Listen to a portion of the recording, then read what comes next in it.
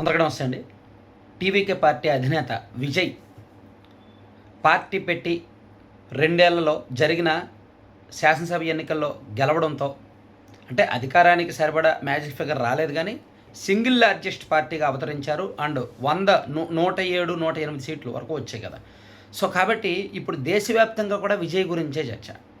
ఎంజీఆర్తోనూ ఎన్టీఆర్తోనూ పోలుస్తూ విజయ్ గురించి విపరీతమైన చర్చ జరుగుతోంది. అదే సందర్భంలో కొంతమంది హీరోలు ఫెయిల్ అయిన వాళ్ళు కూడా ఉన్నారు. ఉదాహరణకు ఎంజీఆర్ అప్పటి వరకు సినిమా స్టార్. 1977లో తొలిసారి ఎన్నికల్లో అన్నాడీఎంకే పార్టీ పెట్టి తొలిసారి ఎన్నికల్లో 1977 అసెంబ్లీ ఎన్నికల్లో పోటీ చేశారు. 144 అసెంబ్లీ స్థానాలు వచ్చాయి. 33% ఓట్లు వచ్చాయన్నమాట. అంటే పార్టీ పెట్టిన తర్వాత పోటీ చేసిన తొలి ఎన్నికల్లో ఎంజీఆర్ పార్టీకి 144 సీట్లు రావడం, తమిళనాడులో అధికారంలోకి రావడం, 33% ఓట్లు రావడం మామూలు విషయం కాదు. అప్పటి వరకు తమిళనాడులో కాంగ్రెస్ వర్సెస్ డిఎంకే అనేటట్టు ఉన్న పోటీ కాస్త 1977 నుంచి డిఎంకే వర్సెస్ అన్నా డిఎంకే అనేటట్టు మారిపోయింది. ప్యూర్ ద్రవిడ పాలిటిక్స్గా మారిపోయింది. జాతీయ పార్టీల ప్రభావం తగ్గిపోయింది. ఆ తర్వాత 1981లో కావచ్చు, 84లో కావచ్చు, ఇలా జరిగిన ప్రతి ఎన్నికలో కూడా వరుసగా 3 సార్లు అన్నా డిఎంకే గెలిచింది. ఎంజీఆర్ గారు ముఖ్యమంత్రి అయ్యారు. ఫస్ట్ 77లోనేమో 144 సీట్లు, ఆ తర్వాత 160 సీట్లు, ఆ తర్వాత 190 సీట్లు అనమాట. ఆ తర్వాత ఎంజీఆర్ మరణం తర్వాత జయలలిత గారు అన్నా డిఎంకే పార్టీ పగ్గాలు చేపట్టాక జరిగిన ఎన్నికల్లో డిఎంకే గెలిచింది. ఆ తర్వాత ఎన్నికల్లో మళ్ళీ అన్నా డిఎంకే గెలిచింది. అప్పటి నుంచే అధికారం మారుతూ వచ్చింది. అండ్ మన తెలుగు రాష్ట్రాల్లో ఎన్టీఆర్ గారు చూసుకుంటే 1983కు ముందు వరకు, అంటే 1978 కావచ్చు, 77 అంతకుముందు ప్రతి ఎన్నికలో కూడా కాంగ్రెస్ పార్టీది ఏకఛత్రాధిపత్యం. మరో పార్టీ అంటూ లేదు. ప్రాంతీయ పార్టీ లేదు, జాతీయ పార్టీ లేదు. మన ఇక్కడ వామపక్షాలు కాస్త బలంగా ఉండేవి అండ్ ఇండిపెండెంట్లు ఉండేవాళ్ళు.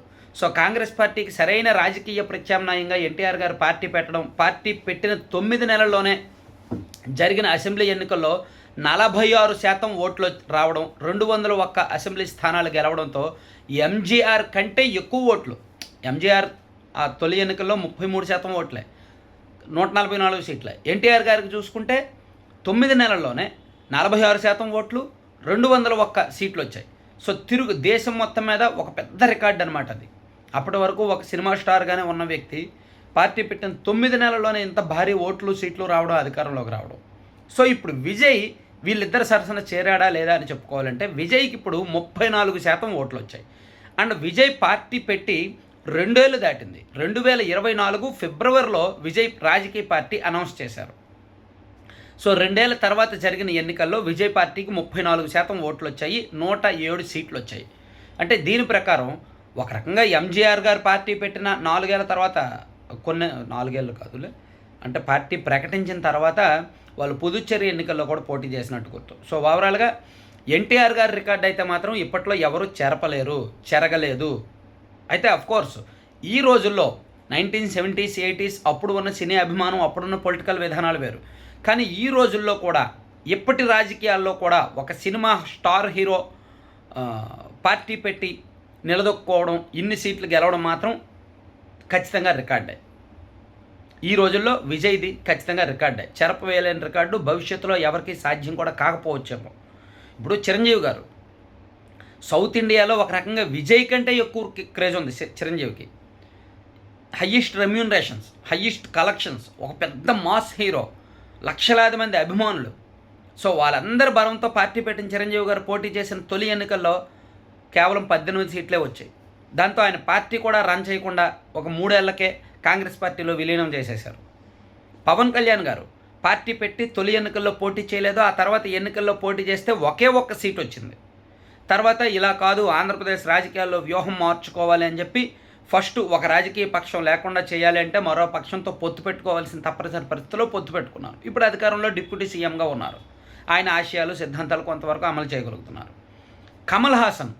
కమల్ హాసన్ గారు కూడా పెద్ద హీరోనే, స్టార్ హీరోనే. మంచి కలెక్షన్స్ వచ్చాయి, పెద్ద హిట్లు వచ్చాయి. కమల్ హాసన్ కూడా పార్టీ పెట్టిన తొలి ఎన్నికల్లో బొక్కబోర్లా పడ్డాడు. ఆయన కూడా గెలవలేదు కనీసం.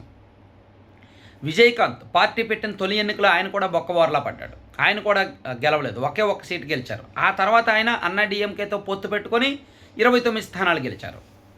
సో సేమ్ అంటే అక్కడ విజయకాంత్ అమలు చేసిన వ్యూహమే ఇక్కడ పవన్ కళ్యాణ్ గారు అమలు చేశారు అనుకోవచ్చు. సో ఆ విజయకాంత్ కూడా ఫస్ట్ గెలవలేదు ఫస్ట్ ఎన్నికలో. ఆ తర్వాత అన్నాడీఎంకేతో పొత్తు పెట్టుకుంటే 29 సీట్లు గెలిచారు. అప్పుడు విజయకాంత్ కూడా కొన్నాళ్ళు వాళ్ళు మంత్రిగా ఉన్నారు. ఆ తర్వాత ప్రతిపక్షంలోకి వెళ్ళారు.